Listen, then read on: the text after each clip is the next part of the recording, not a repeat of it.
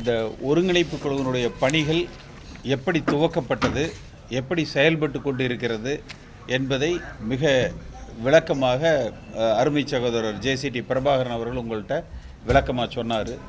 இன்றைக்கு இருக்கிற திராவிட முன்னேற்றக் கழகம் எந்த அளவுக்கு அதிமுகவை பலகீனமாக நினைத்து அவமானப்படுத்துகிறார்கள் என்பதை வேதனையோடு அருமை சகோதரர் புகழேந்தி அவர்கள் உங்களிடத்தில் சொன்னாங்க. இந்த நாடாளுமன்ற தேர்தலுக்கு பிறகு நாங்கள் உங்களை சந்திக்கிற பொழுது இந்த இயக்கம் ஒன்றுபட வேண்டும். ஏன்னா 44% 45% இருந்த வாக்கு வங்கி என்பது இன்றைக்கு 20% குறைந்திருக்கிறது.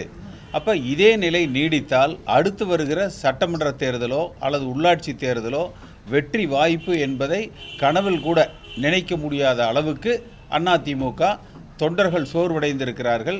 நடுநிலையாளர்களது வாக்கு திசை மாறியிருக்கிறது. அதிமுக தொண்டர்களும் செயலிழந்து நிற்கிறார்கள். அதனால் இந்த இயக்கம் ஒன்றுபட வேண்டும். அதற்கு உண்டான காரண காரியங்களை நாங்கள் மூவரும் உங்களுக்கு இந்த சென்ற பத்திரிகையாளர் சந்திப்பில் ஜூன் மாதம் விளக்கமாக நாங்கள் அதை சொல்லியிருந்தோம். அதற்கு பிறகு ஒருவேளை தமிழ்நாடு முழுக்க அடி கிளைகளில் இருக்கக்கூடியவர்கள், உறுப்பினராக இருக்கக்கூடியவர்கள், அதிமுகவுக்கு வாக்களிக்கக்கூடியவர்கள் அனைவரும் ஏகோபித்த ஆதரவை இந்த ஒருங்கிணைந்த இதை நீங்கள் ஒருங்கிணைக்க வேண்டும், இந்த முயற்சியை எந்த சூழ்நிலையிலும் கைவிட்டு விடாதீர்கள் என்று லட்சக்கணக்கான தொண்டர்களிடத்திலிருந்து எங்களுக்கு அந்த ஆதரவு பெருகி வந்தது, இன்னும் வந்து கொண்டு இருக்கிறது. ஆனால் திரு ஜேசிடி பிரபாகரன் அவர்கள் உங்களிடத்தில் சொன்னதைப் போல தலைவர்கள் மட்டத்தில் அவர்களுக்கு இந்த கட்சியை பற்றியோ எதிர்காலத்தை பற்றியோ மீண்டும் ஆட்சிக்கு வர வேண்டும், கடந்த கால வரலாறுகளை பற்றியோ கட்சியினுடைய சித்தாந்தங்களை பற்றியோ கவலை இல்லை. அவங்களுக்கு என்ன பதவி, இதை பற்றி மட்டுமே கவலையாக இது பண்ணி 4 பேரில் இந்த கேம் ஆடுவாங்கள்ல, அந்த மாதிரி யாருக்கு என்ன பதவி, அந்த மாதிரி தான் அவங்க சுற்றி வர்றாங்களே ஒழிய இருக்கிற வாக்கு வங்கி யாரோ என்ன பதவியிலையோ நம்ம இருந்துக்கலாம், அது அப்புறம் பேசிக்கலாம். எப்படி நமக்கு ஓட்டு குறைஞ்சது, இதை எப்படி நம்ம அதிகப்படுத்துறது, வருகிற சட்டமன்ற தேர்தலில் ஆளுகிற கட்சியாக அதிமுகவை எப்படி உருவாக்குவது என்பதை பற்றி அந்த சிந்தனைகளே இன்றைக்கு மேல்மட்ட அளவில் தலைவர்களாக இருக்கிறவர்கள் சிந்திப்பதில்லை. அவர்கள் கவனமெல்லாம் அவர்களுக்கு என்ன பதவி என்பதில் மட்டுமே இருக்குது. இன்றைக்கு இருக்கிற அரசியல் சூழ்நிலைகள்னு பார்த்தீங்கன்னா திராவிட முன்னேற்றக் கழகம் மீண்டும் ஆளுகிற கட்சியாக நாங்கள் வந்து விடுவோம் என்கிற அதீத நம்பிக்கையில், அது இந்த கடந்த பாராளுமன்ற தேர்தல் வாக்குப்பதிவுகளுக்கு பிறகு அடுத்த சட்டமன்ற தேர்தலிலும் எப்படி மோடி அவர்கள் 400 தொகுதி என்று இலக்கு நிர்ணயித்து செயல்பட்டதை போல இவர்கள் 200க்கு மேலே பெற்று விடுவோம் என்று இன்றைக்கு திமுக இலக்கு நிர்ணயித்து அவர்கள் பயணிக்கிறார்கள். திரு புகழேந்தி அவர்கள் சொன்னதை போல பாரதிய ஜனதா கட்சியை பொறுத்த வரைக்கும் நாங்கள் 3வது இடம் 4வது இடத்துக்கு தான் அதிமுக போகும்.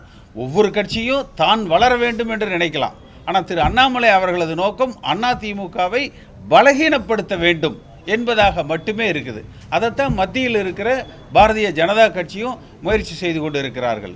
இந்த சூழ்நிலையில் அதிமுகவுக்கு தூணாக விளங்குகிற கிளை அளவில் இருக்கக்கூடிய, ஒன்றிய நகர அளவில் இருக்கக்கூடிய, வெளியில் முகம் தெரியாமல் இந்த இயக்கத்தை தூணாக தாங்கி பிடிக்கிற அதிமுக தொண்டர்களிடத்தில், உறுப்பினர்களிடத்தில் அவர்கள் எங்களோடு தொடர்பு கொண்டு ஒவ்வொரு சட்டமன்ற தொகுதி வாரியாக முதலில் நாம் ஒரு ஒருங்கிணைப்பு குழுவை அமைப்போம். அதில் தொகுதிக்கு குறைந்தது 10 பேரிலிருந்து 100 பேர் வரை முதல் கட்டமாக நாங்கள் இணைந்து இந்த ஒருங்கிணைப்பை பணியாற்றுகிறோம். அதிமுக என்பது தலைவர்களால் உருவாக்கப்பட்ட இயக்கம் அல்ல, தலைவர்களால் வளர்ந்த இயக்கம் அல்ல.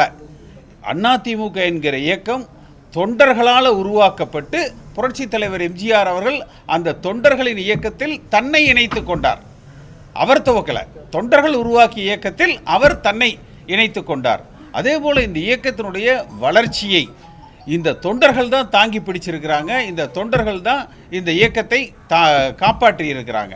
அப்போ முதல் கட்டமாக தமிழ்நாட்டில் இருக்கிற 234 தொகுதிகளுக்கும் இன்றைக்கு தொகுதிகளுக்கு நாங்கள் ஒரு 10 பேர் கொண்ட அந்த பட்டியல் அந்த ஒருங்கிணைப்பு குழுவை ஒவ்வொரு சட்டமன்ற தொகுதி வாரியாக நாங்கள் அறிவிச்சிருக்கிறோம். அதில் அந்த பட்டியல் வந்து உங்களுக்கு இதில் இருக்குது, முழு காப்பி வந்து இதில் இருக்குது. இதை எல்லா பத்திரிகைக்காரங்களுக்கும் பிடிஎஃப்பில் இப்போ எல்லாத்துக்குமே நாங்கள் வந்து வாட்ஸ்அப்பில் ஷேர் பண்ணுறோம். யார் வேணாலும் அவங்கக்கிட்ட நீங்கள் கேட்டுக்கலாம். எல்லா தொகுதியிலையும் கிட்டத்தட்ட தொகுதிக்கு 100 பேர் இன்றைய சூழ்நிலைக்கு தயாராக இல்லை. இந்த இயக்கத்தை நாம் ஒற்றுமைப்படுத்தணும், வலிமைப்படுத்தணும். தலைவர்களை பற்றி பிரச்சனையே கிடையாது. இப்போ இன்றைக்கும் இன்றைய தேதிக்கும் கூட இந்த கட்சிக்கு வரக்கூடிய அந்த ஓட்டுங்கிறது புரட்சித் தலைவர் எம்ஜிஆருக்காக வரக்கூடிய ஓட்டு, அம்மாவுக்காக வரக்கூடிய ஓட்டு, ரெட்டலை சின்னத்துக்காக வரக்கூடிய ஓட்டு, இதை அதிமுக என்கிற கட்சிக்கு வரக்கூடிய ஓட்டு. இதை தாண்டி வாக்கை பெறுகிற தலைவர்கள் யாரும் இல்லை. இன்றைக்கு யாருக்கு என்ன பதவின்னு போட்டி போடுகிற எந்த தலைவருக்கும் அந்த வாக்குகள் வந்து இல்லை. அந்த அதிமுக என்கிற உருவாக்கப்பட்ட அந்த வாக்கு வங்கியில் பலனடைவதற்கு மட்டுமே அதை விகிதாச்சாரம் கொண்டு பங்கிக் கொள்வதில் மட்டும்தான் இன்றைக்கு இவர்கள் முட்டி மோதி கொண்டு இருக்கிறாங்க. அதனால் இது ஒரு பக்கம் திரு ஜேசிடி பிரபாகரன் அவர்கள் சொன்னதைப் போல அது பேச்சுவார்த்தை, ஆனால் அது நடக்குது. சென்ற முறை நாங்கள் அந்த ப்ரெஸ் மீட்டுக்கு அப்புறம் அந்த அழுத்தம் ஏற்பட்ட காரணத்தினால இவர்கள் மட்டத்தில் அந்த 6 அமைச்சர்கள் சென்று பேசியிருக்கிறாங்க. அது வெளியில் தெரியாமல் இன்னும் பல பேச்சுவார்த்தைகள் வந்து நடந்துக்கிட்டு இருக்குது. அது வெளியில் சொல்லக்கூடாதுங்கிறதுனால திரு ஜேசிடி பிரபாகரன் அவர்கள் அதை சொல்லலை. பல கட்டங்களாக பலர் அவங்களுக்குள்ளாகவே இதை வந்து பேசிகிட்டு இருக்கிறாங்க.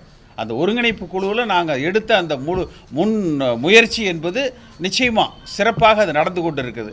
அது ஒரு பக்கம் இருந்தாலும் கூட கிளை அளவிலிருந்து அடிமட்ட அளவிலிருந்து அந்த வாக்கு வங்கியை அந்த 20% குறைந்த அந்த வாக்கு வங்கியை மீண்டும் 45% வாக்கு வங்கியாக இதை கட்டமைக்க வேண்டும் என்பதற்காக தொகுதிக்கு முதற்கட்டமாக இன்னைக்கு ஒரு 1300 பேர் கொண்ட ஒரு பட்டியல் வந்து இப்போ ரிலீஸ் பண்ணுறோம்.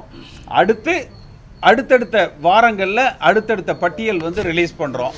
2.5 லட்சம் தொண்டர்கள் இதற்காக தங்களை அடையாளப்படுத்தி கொண்டு இருக்கிறார்கள். எந்த தலைவர்கள் பின்னாடி அவர்கள் இல்லை. புரட்சி தலைவர் எம்ஜிஆர், ஜெயலலிதா அம்மா, ரெட்டைலை சின்னம், அதிமுக என்கிற கட்சி. இதை தாண்டி வேற யாருக்காகவும் அவங்க இல்லை. இதற்காக மட்டும்தான் வந்து இந்த இயக்கத்தோடு அவர்கள் பயணிக்கிறாங்க. திமுகவை ஆளவிடக்கூடாது, அவர்களுக்கு ஒரு மாற்று திராவிட சக்தியாக அதிமுக வலிமையோடு விளங்க வேண்டும், தேர்தலில் வெற்றி பெறுகிற இயக்கமாக விளங்க வேண்டும் என்கிற ஒரு நோக்கம். தமிழகத்தில் பாரதிய ஜனதா கட்சி நுழையக்கூடாது, அந்த மதவாத இந்துத்துவ சக்திகள் தமிழகத்தில் வந்து நுழைய விட்டுவிடக்கூடாது. அதிமுகவினுடைய அந்த வீழ்ச்சியோ சரிவோ மற்ற தேசிய கட்சிகள் தமிழகத்தில் கால் ஊன்றுவதற்கு நாம் இடம் கொடுத்து விடக்கூடாது. அடிப்படையில் இருந்து இந்த இயக்கத்தை கட்டமைக்க வேண்டும் என்பதற்கான ஒரு முதல் முயற்சியாக இது இருக்குது. நிச்சயமாக இன்னும் சட்டமன்ற தேர்தலுக்கு 15-16 மாதங்கள் வந்து இருக்குது. அதற்கு உள்ளாக தொகுதிக்கு 1000 அதிமுக தொண்டர்கள், புரட்சி தலைவர் எம்ஜிஆர் காலத்திலிருந்து பயணிக்கிறவர்கள், அவர்கள் குடும்பத்து பிள்ளைகள். இதெல்லாம் எம்ஜிஆர் காலத்திலேருந்து இருக்கிறவங்கன்னா அவங்களுக்கெல்லாம் வயசாகிருக்குமுங்க, அந்த மாதிரி யாரும் தவறாக நினைச்சிட வேண்டியதில்லை. அவர்கள் குடும்பத்தினுடைய பிள்ளைகள் எல்லோரும் முன் வந்திருக்கிறாங்க. தொகுதிக்கு 1000 பேர்னா ஆளுக்கு 50 ஓட்டு இது பண்ணாலே தொகுதிக்கு 50,000 ஓட்டு ஆச்சு. அதே 1.25 கோடி ஓட்டுக்கு மேலே வந்துடும். அப்போ இன்றைக்கு அதிமுக பெற்றிருக்கிற 80 லட்சமோ 70 லட்சமோ அந்த வாக்குகளை சேர்த்துக்கிற பொழுது அந்த 45% வாக்குகளை கொண்ட 2 கோடி வாக்குகளை பெறக்கூடிய வல்லமை பெற்ற ஒரு இயக்கமாக வரும். அந்த முயற்சியில் நாங்கள் இன்றைக்கு ஈடுபட்டு கொண்டு இருக்கிறோம். அந்த பட்டியல் வந்து இப்போ உங்களுக்கு எல்லாத்துக்குமே பிடிஎஃப்ல அனுப்பிச்சி விட்றோம்.